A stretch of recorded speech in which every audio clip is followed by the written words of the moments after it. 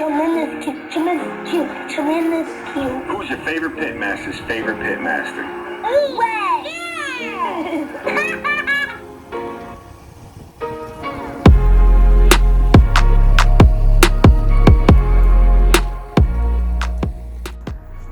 Hey, what's going on, Tremendous Q fans? It's your boy here, Wade Morris, owner of Pitmaster Tremendous Q, and I am back with the last video for you guys.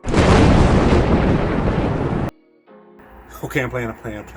I am back with the last video in this structure, in this format that you guys have been seeing for the last couple of years. I'm super excited because the next video you guys are going to see is going to be shot with some different material, different equipment, whole different structure, a whole different format. Keep an eye out, a couple of weeks, you guys are going to be seeing Tremendous Q new and improved. All right, now for the subject of today's video, we're knocking out some King Prawn, all right? But you know, before we can jump into the video, I gotta thank everybody for stopping by. So whether you tripped over the channel or you landed here on purpose, go ahead and smash the subscribe button, turn on those notifications, and let me know, as well as everybody else, that you like the video by clicking that thumbs up button, all right? That lets YouTube know that you like the content, and it does great things for my algorithm, okay? So today we're cooking up King Prawn. I'm not gonna do too much more talking because I'm super excited about this particular cook, so let's go ahead and jump right into the video. All right, so here we go. It is my first time cooking these, and we're gonna go ahead and work through it together. These things are huge and not exactly pretty, as you can tell. I was actually just walking through the local grocer, saw them, and figured, why not, right? So as we're preparing these, I actually wanted to talk you guys through getting these things prepped. It's a little bit more messy than I thought it was going to be. All right, so essentially what I'm going to be doing is I'm cutting I'll slice down the back like I do a shrimp, and I'll cut the tail off, and then I'm going to fillet it, right? So I'm essentially going to, if the prawn was standing straight up, I will fillet the tail meat, split it open so that I can cook it flat. That's filleting.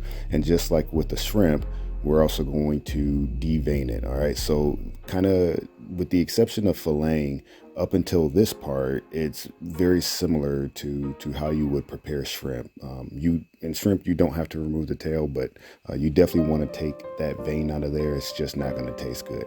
But this is the part right here that I want to talk you guys through. In the thorax, this yellowish intestines, I don't know what exactly it is. As you can see, it's like a mush, and it comes out. So we're gonna go ahead and dip that in the water and get that stuff out of there. All right, that was probably the messiest part. I had to replace the water about 3 different times, but once you get that done, you'll score the meat on the tails of the prawn, and then I just put them in another water bath to sit as I was going ahead and getting the grill. Now we are ready to go ahead and get our prawns seasoned, because I got the folding fire ready to go. All right, so we're hitting these with 2 different rubs. We're going to be using our lamb rub, which has salt, white pepper, brown pepper, a little cumin, some red chili pepper flakes but crushed, and parsley flakes. Okay, so that's what we're going to be using on half the prawns. On the other half, we're going to be using our chicken rub, and the chicken rub is a lot simpler.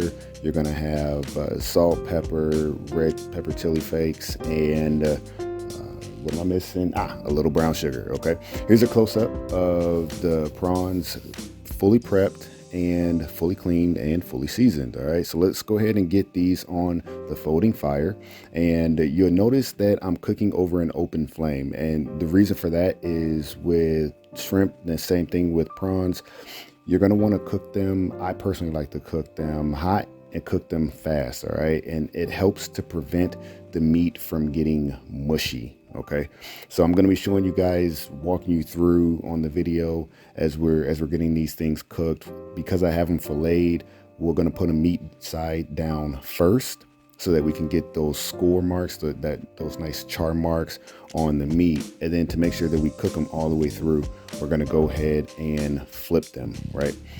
Move them around on the grill, and we're gonna go ahead and add the rest of them as well.